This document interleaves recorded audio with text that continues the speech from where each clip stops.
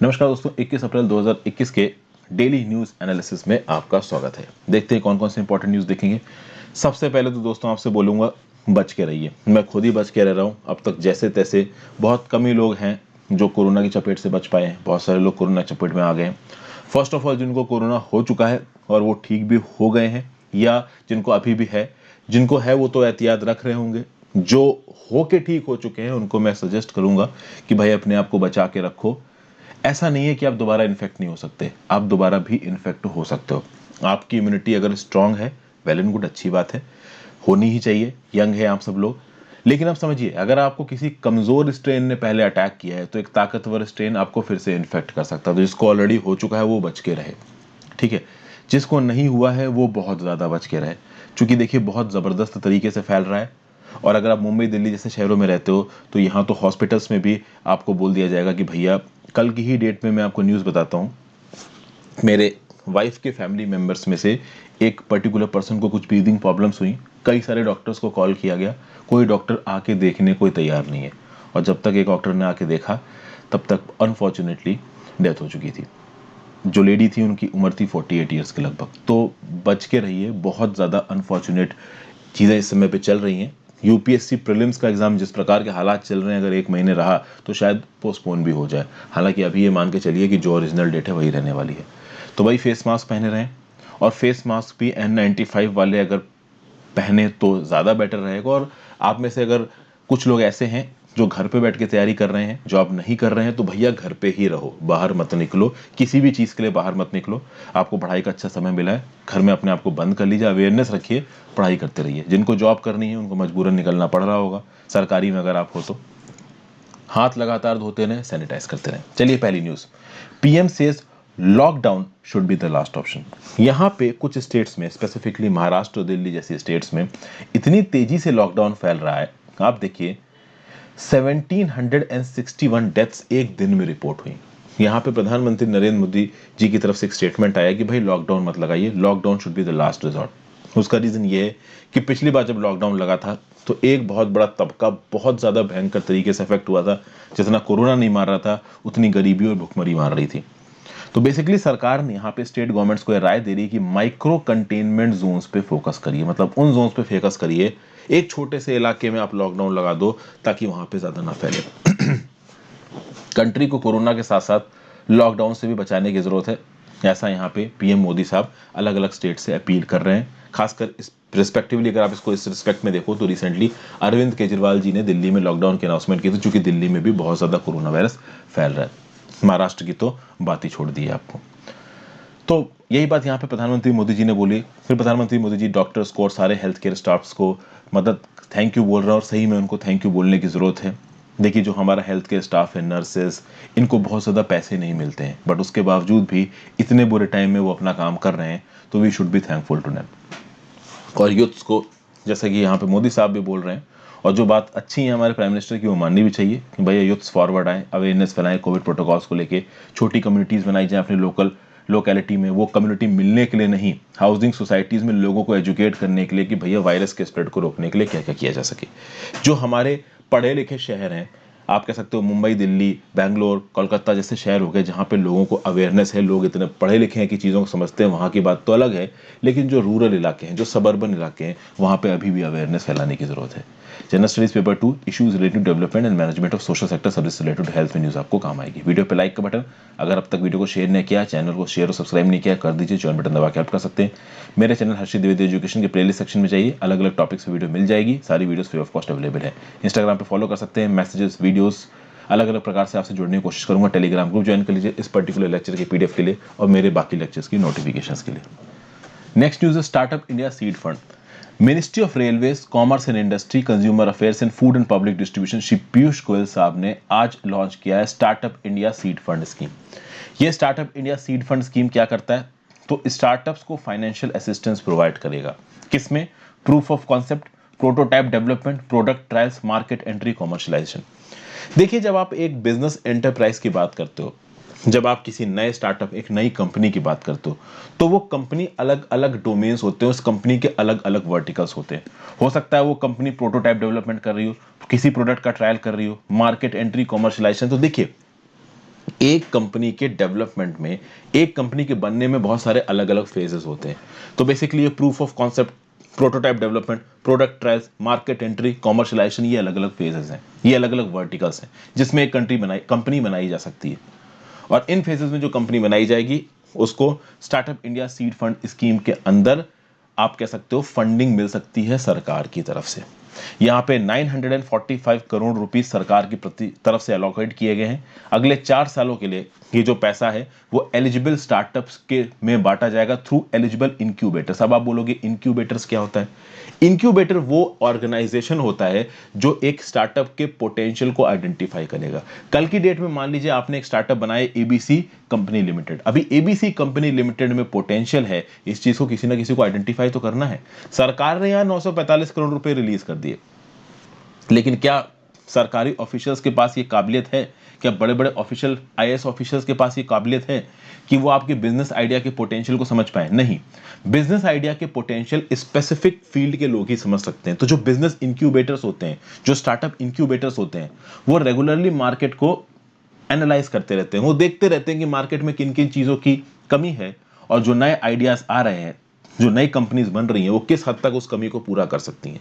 और जब startup incubator इस बात की रिकमेंडेशन दे देगा कि हाँ भाई ये पर्टिकुलर स्टार्टअप अगर ये काम कर रहा है तो इससे पोटेंशियल बेनिफिट्स हैं आगे और इस स्टार्टअप के अंदर पोटेंशियल है, तो ऐसे केस में startup India seed fund scheme के थ्रू पैसा निकाल के उस पर्टिकुलर स्टार्टअप को दिया जाएगा। लगभग 3600 स्टार्टअप्स को यहाँ पे मदद की जाएगी 300 इंक्यूबेटर्स के थ्रू। और इस पूरे के पूरे एक्सरसाइज को ओवरसी करेगा nodal department, department of promotion of industry and internal trade. तो ये है इस SISFS का काम, एक रोबस्ट स्टार्टअप इकोसिस्टम को बनाना। देश के टायर 2 और टायर 3 टायर्स ऑफ टाउन से स्टार्टअप्स को प्रमोट किया जाएगा कि आप आगे आइए और फंडिंग के लिए यहाँ पे अप्लाई करिए। खासकर उन इनोवेटर्स को जो कि रूरल इलाकों से आते हैं, उनको भी यहाँ पे इंस्पायर किया जाएगा कि आप इस स्कीम का बेनिफिट लो, आप इस स्कीम के बेनिफिट के लिए अप्लाई करो। हालांकि अप्लाई करने का मतलब ये नहीं कि आपको बेनिफिट मिलेगा, आपका आइडिया इंक्यूबेटर के पास जाएगा। इंक्यूबेटर अगर आपके आइडिया को रिकमेंड करता है तो आपको यहाँ पे स्कीम बेनिफिट मिल सकता है। जनरल स्टडीज पेपर 2 में government policies and interventions for development in various sectors and issues arising out of their design and implementation में न्यूज आपको काम आएगी। नेक्स्ट न्यूज है Khajuraho temples of architectural Splendor. Recently ministry of tourism ने organise किया एक webinar, मतलब एक ऑनलाइन सेशन यहाँ पे ऑर्गेनाइज किया गया है जिसका टाइटल है Khajuraho temples of architectural Splendor. Actually Khajuraho temples के ऊपर ही ये वेबिनार ऑर्गेनाइज किया गया है। किस स्कीम के अंदर ऑर्गेनाइज किया गया है? देखो अपना देश। ये जो देखो अपना देश वेबिनार स्पीच, ये सीरीज है, ये क्या करती है? ये इंडिया की रिच डाइवर्सिटी को पोर्ट्रे करती है। पहले क्या था? देखो अपना देश में एक श्रेष्ठ भारत, एक भारत श्रेष्ठ भारत के अंदर लोग एक स्टेट से दूसरे स्टेट्स में जाते थे, लाइव जाके खजुराहो टेम्पल्स को देखते थे, लाइव जाके किसी और रिलीजियस या हेरिटेज कंपाउंड को देखेंगे। पर चूंकि कोरोना वायरस का लॉकडाउन लगा हुआ है और कोरोना वायरस में ये बोला जा रहा है कि अपने घर में रहें, फिजिकल डिस्टेंसिंग करें, सोशल डिस्टेंसिंग करें, तो ऐसे केस में आप कहीं जा नहीं सकते। तो जब आप कहीं जा नहीं सकते तो वेबिनार तो चीजें करी जा सकती ना, घर बैठे बैठे ऑनलाइन तो आप टैकल कर ही सकते हो ना। तो इसी एक भारत श्रेष्ठ भारत स्कीम के अंदर देखो अपना देश वेबिनार सीरीज चल रही है, जहां पे अपने देश के अंदर के जो बहुत इंपॉर्टेंट मॉन्यूमेंट्स हैं उनके बारे में इंफॉर्मेशन और अवेयरनेस फैलाना किया जा रहा है। यहाँ पे खजुराहो के रिस्पेक्ट में अभी अवेयरनेस इस वेबिनार के थ्रू फैलाई गई है। खजुराहो टेम्पल्स की बात की जाए तो ये कौन से स्टेट में है? मध्य प्रदेश में है। They are among the most beautiful medieval monuments in the country. 950 से लेके 1050 एडी में इसको चंदेल डायनेस्टी के रूलर्स ने बनवाया था। खजुराहो ग्रुप ऑफ टेम्पल्स में हिंदू ग्रुप ऑफ टेम्पल्स और जैन ग्रुप ऑफ टेम्पल्स दोनों आते हैं। कि जो खजुराहो टेम्पल साइट है वे विंध्यन माउंटेन रेंज के अंदर आती है। इन टेम्पल्स को यूनेस्को वर्ल्ड हेरिटेज साइट्स का स्टेटस मिला है 1986 में। ये टेम्पल्स फेमस माने जाते हैं अपने नागरा स्टाइल ऑफ आर्किटेक्चर के लिए। टेम्पल्स में दो स्टाइल ऑफ आर्किटेक्चर बहुत फेमस है, एक नागरा स्टाइल ऑफ आर्किटेक्चर और एक है Dravida style of architecture. Nagara style of architecture northern India की टेम्पल आर्किटेक्चर की स्टाइल है, Dravida style of architecture southern India की आर्किटेक्चर स्टाइल है, और इन दोनों का मिक्सचर भी है जिसको मिक्स्ड स्टाइल आर्किटेक्चर बोलते हैं या वेसरा बोलते हैं, VESARA। ओके, तो भाई याद रखिएगा, नागरा टाइप ऑफ आर्किटेक्चर ये नॉर्दर्न स्टाइल को डिपिक्ट करता है, Dravida type of architecture temple architecture southern को डिपिक्ट करता है, और नॉर्दर्न प्लस साउदर्न यानी कि नागरा प्लस द्रविड़ डिपिक्ट करता है वेसरा स्टाइल ऑफ आर्किटेक्चर। समझ गया भाई बात को? ये चीज है। अगर आप बात करो तो पहली बार इन टेम्पल्स को किसने रिपोर्ट किया था, तो अबू रहान अल बिरूनी ने 1022 एडी में इन टेम्पल्स का जिक्र किया है। अरब ट्रेवल इब्न बतूता ने 1335 एडी में भी इन टेम्पल्स का जिक्र किया है। ये है Khajuraho group of temples. General studies paper 1 में इंडियन हेरिटेज और कल्चर में ये न्यूज आपको काम आएगी। नेक्स्ट न्यूज है RBI sets up committee to review working of ARCs. Asset reconstruction companies की बात हो रही। एसेट रिकंस्ट्रक्शन कंपनीज के रिस्पेक्ट में अगर आपको बताऊं तो एक वीडियो मैंने ऑलरेडी बना रखी है। एसेट रिकंस्ट्रक्शन कंपनी कह लीजिए या एसेट मैनेजमेंट कंपनी कह लीजिए, इनको बैड बैंक भी कहा जाता है। तो ये बैड बैंक किस प्रकार से काम करते हैं, इंडिया में नॉन परफॉर्मिंग एसेट्स का डाटा किस हद तक बुरा हो चुका है, क्या बैड बैंक्स, क्या एसेट रिकंस्ट्रक्शन कंपनी सच में अच्छे तरीके से काम कर सकते हैं, और इसके रिस्पेक्ट में इंसॉल्वेंसी एंड बैंक्रप्सी कोड और सरफाइसी एक्ट ये क्या बोलता है। इस पर्टिकुलर वीडियो को जाके देख लीजिए, आपको asset reconstruction companies bad banks के बारे में काफी इंफॉर्मेशन मिल जाएगी। वापस अपनी न्यूज पे आते हैं। Recently reserve bank of India ने एक 6 मेंबर का पैनल बनाया है। इस 6 मेंबर के पैनल की चेयरमैनशिप है सुदर्शन सेन के पास। सुदर्शन सेन पहले आरबीआई के एग्जीक्यूटिव डायरेक्टर रह चुके हैं। इस कमेटी का काम क्या है? कमेटी का ऑब्जेक्टिव है to examine the role of asset reconstruction companies. और एसेट रिकंस्ट्रक्शन कंपनीज के रोल को कहां पे एग्जामिन करना है? स्ट्रेस्ड डेब्ट रेजोल्यूशन में। एक्चुअली में एसेट रिकंस्ट्रक्शन कंपनी स्ट्रेस्ड डेब्ट को ही रीऑर्गेनाइज करती हैं, और कहीं ना कहीं इंसॉल्वेंसी और बैंक्रप्सी कोड 2016 के मॉडल के अंदर ये एसेट रिकंस्ट्रक्शन कंपनीज काम करती हैं। तो ये जो एसेट रिकंस्ट्रक्शन कंपनी होती है एक प्रकार का स्पेशलाइज्ड फाइनेंशियल इंस्टीट्यूशन होती है, जो कि बैंक से उनके नॉन परफॉर्मिंग एसेट्स को खरीद लेती हैं, फाइनेंशियल इंस्टीट्यूशन से उनके नॉन परफॉर्मिंग एसेट्स को खरीद लेती हैं। तो किसी बैंक ने मान लो विजय माल्या को 1000 करोड़ रुपए लोन पे घुमाया, और विजय माल्या ने ना पैसा वापस किया ना ही उसका इंटरेस्ट वापस किया, तो वो एनपीए बन गया। अभी वो एनपीए बैंक की बैलेंस शीट पर रिफ्लेक्ट कर रहा है, और बैंक के बहुत से पैरामीटर्स होते हैं जो बैंक को फुलफिल करने पड़ते हैं। Statutory liquidity ratio, cash reserve ratio, ठीक है ना, एनडीटीएल। उसके साथ साथ अगर आप बात करो तो capital adequacy ratio, Basel 1 norm, Basel 2 norm, Basel 3 norms, ऐसे बहुत से नॉर्म्स बैंक को फॉलो करने पड़ते हैं। अगर बैंक ने पैसा आगे मार्केट में घुमा रखा है और पैसा एनपी हो गया, तो फिर बैंक की डिसीजन मेकिंग कैपेसिटी काफी लिमिटेड हो जाती है। इसलिए बैंक की बैलेंस शीट से उस गलत पैसे को निकालने में ये एसेट रिकंस्ट्रक्शन कंपनीज मदद करती हैं। एसेट रिकंस्ट्रक्शन कंपनी एक बैंक के जो बुरे लोन्स होते हैं उन लोन्स को खरीद लेती हैं, और फिर उस बिजनेस को ये एसेट रिकंस्ट्रक्शन कंपनी रिवाइव करने की कोशिश करती है। अगर वो रिवाइव हो गया थोड़ा बहुत एक्स्ट्रा लोन बांट के तो वेल एंड गुड, नहीं रिवाइव हुआ तो जो कंपनी यहाँ पे बैंकरप्ट हुई है, जो लोन यहाँ पे बैंकरप्ट हुआ है, उसको बेच बाच के, उसको लिक्विडेट करके जो भी पैसा वसूल किया जा सकता है, रिकवर किया जा सकता है, वो रिकवर किया जाता है। समझ गया ना? तो जो बैंक है वो बैंक का काम है लेंडिंग करना। अभी जिसने पैसा उधार पे लिया, बोरोवर ने पैसा वापस नहीं किया, तो बैंक उस बोरोवर के पीछे भाग रही है, ठीक है ना, उसके खिलाफ केस लड़ रही है, तो इसमें बैंक का यूजफुल टाइम खत्म होता है, और बैंक ऑफिशियल्स इसमें स्पेशलिस्ट नहीं है। तो यहाँ पे बैड बैंक्स स्पेशलिस्ट बन के सामने आते हैं, जिनको आप एसेट रिकंस्ट्रक्शन कंपनीज भी बोलते हो। और ये जो एसेट रिकंस्ट्रक्शन कंपनीज होती हैं वो ये स्पेसिफिक काम करती हैं कि एक खराब लोन को क्या अच्छे लोन में बदला जा सकता है, और अगर लोन खराब हो गया है, जिस कंपनी को बनाने के लिए लोन दिया गया था वो कंपनी डूब गई, तो कंपनी को लिक्विडेट करके, डिसॉल्व करके जितना पैसा वसूल सकते हो वसूल लो। तो इस तरीके से जो एसेट रिकंस्ट्रक्शन कंपनीज होती हैं वो बैंक के बैड लोन्स को लेके उनको रिवाइव करने की कोशिश करती हैं, तो इससे बैंक की बैलेंस शीट साफ हो जाती है, तो बैंक आगे पैसा घुमा सकती है।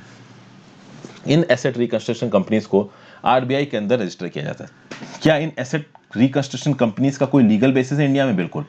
SARFAESI act 2002, the securitisation and reconstruction of financial assets and enforcement of security interest act. इस एक्ट के अंदर लिखा है कि हाँ भाई, एसेट रिकंस्ट्रक्शन कंपनीज को इंडिया में बनाया जा सकता है। सरफाइसी एक्ट ये बोलता है कि बैड एसेट्स का रिकंस्ट्रक्शन होना चाहिए और इसमें कोर्ट के इन्वॉल्वमेंट की जरूरत नहीं है, इसलिए कहीं ना कहीं एसेट रिकंस्ट्रक्शन कंपनी को इंडिया में बनाया गया है अंडर सरफाइसी एक्ट। हालांकि बाद में आप देखोगे कि सरफाइसी एक्ट में 2016 में कुछ अमेंडमेंट्स किए गए और बोला गया कि एक एसेट रिकंस्ट्रक्शन कंपनी के पास जो मिनिमम नेट ओन्ड फंड होना चाहिए वो 2 करोड़ का होना चाहिए। 2017 में फिर से आरबीआई ने इसमें कुछ अमेंडमेंट किए और बोला कि सरफाइसी एक्ट के अंदर ये जो एसेट रिकंस्ट्रक्शन कंपनी बन रही है इसके पास जो मिनिमम नेट ओन्ड फंड हो वो 100 करोड़ का हो, और एक एसेट रिकंस्ट्रक्शन कंपनी का कैपिटल एडिक्वेसी रेशियो 15% होना चाहिए टू इस risk weighted assets.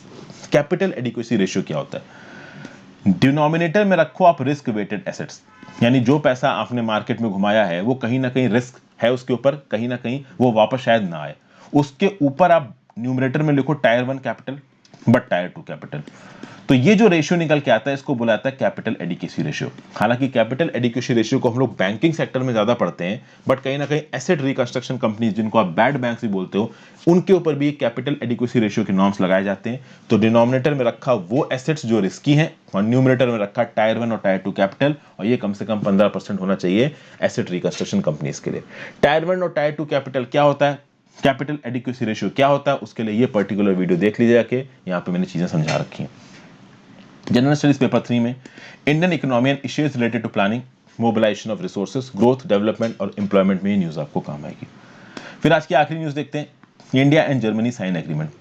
The ministry of housing and urban affairs government of India ने एक एग्रीमेंट साइन किया है Deutsche Gesellschaft für Internationale Zusammenarbeit GmbH, ठीक है ना।